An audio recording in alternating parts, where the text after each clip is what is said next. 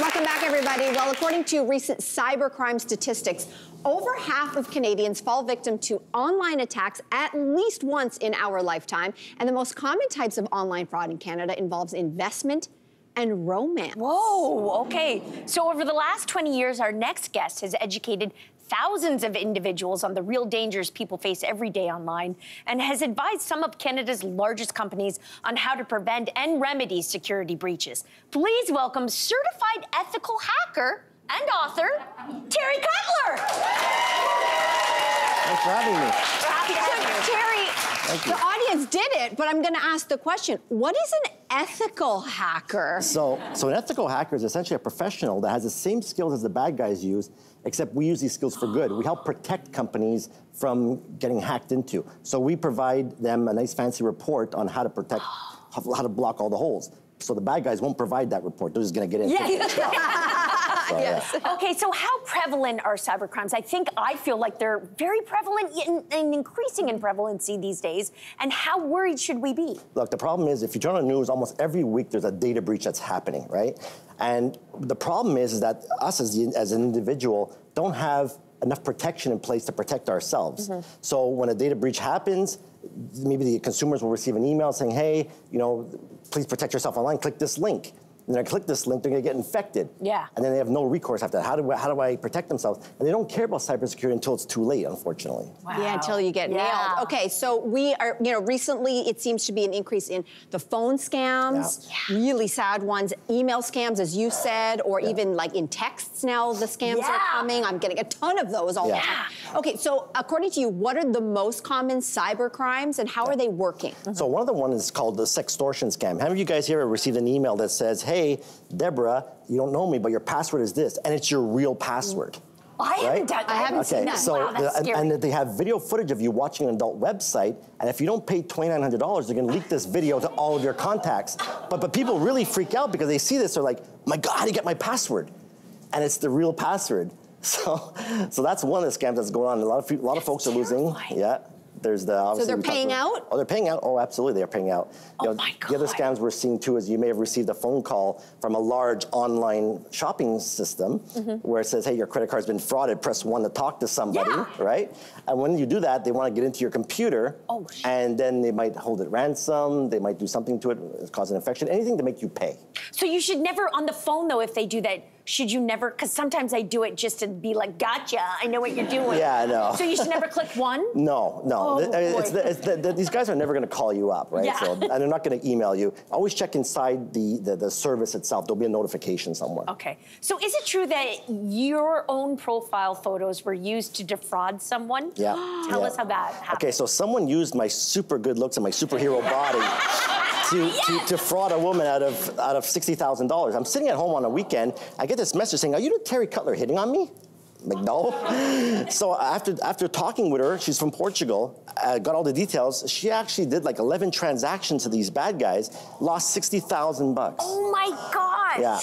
So romance scams are really on the rise right now. Okay, we're all sufficiently scared, but especially now, maybe a lot of people are starting to do their online shopping and stuff around the holidays where there just seems to be an increase in activity online. So how do we stay safe if you're like, yeah, I'm going to be buying a bunch of gifts online? Yeah. So there's a couple of things. Obviously, if you look for high-end brands, like clothing wear, that sells for hundreds of dollars. Now you see it online for $50. That's a problem, right? Because these brands don't discount items that cheap. So if it's too good to be true, it probably is, right? Okay. Obviously, if you look at a website that has nothing but 5-star reviews, no negatives, that's a problem. Okay? That's one of the big ones. And of course, when you're transacting with people, make sure you transact with people you know. And it's hard, it's really hard to make that comment because you're dealing with Facebook garage sale and all these things. So just be very wary how you're doing the transactions. Okay. Break down for us, if you can, or if you're willing to, the top 5 things that we can do to better protect ourselves, like starting now. Okay, so one of the things you want to do is one of the tips is to create a strong password, right? So that's one thing. The other one you got to look at is what's called 2-step verification.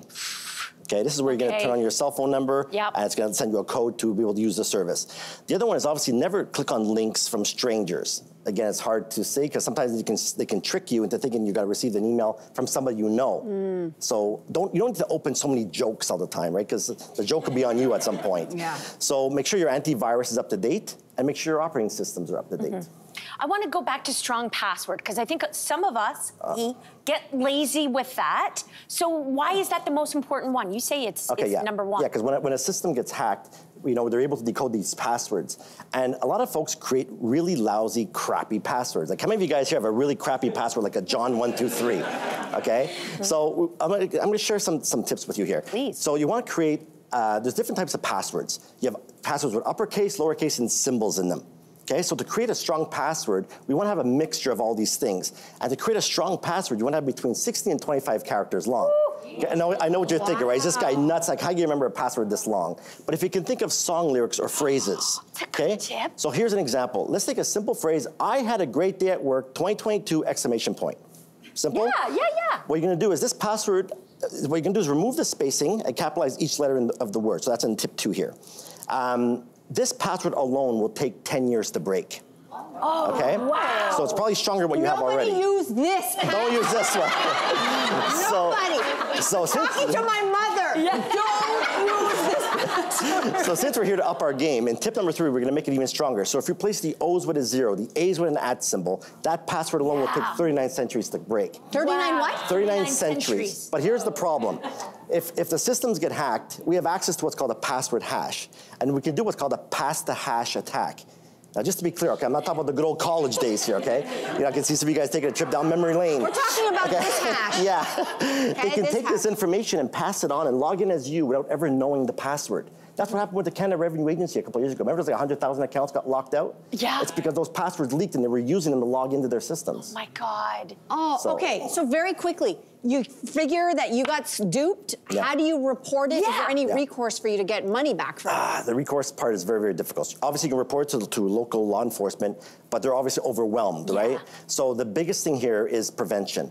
So in the book, it talks a lot about, you know, this all the baseline, what you need to do to protect yourself at a basic level.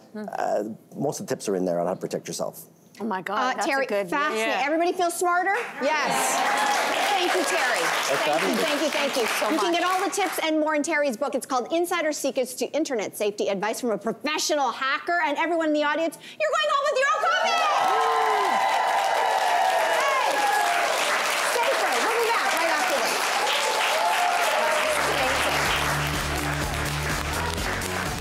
Hey there, wasn't that great?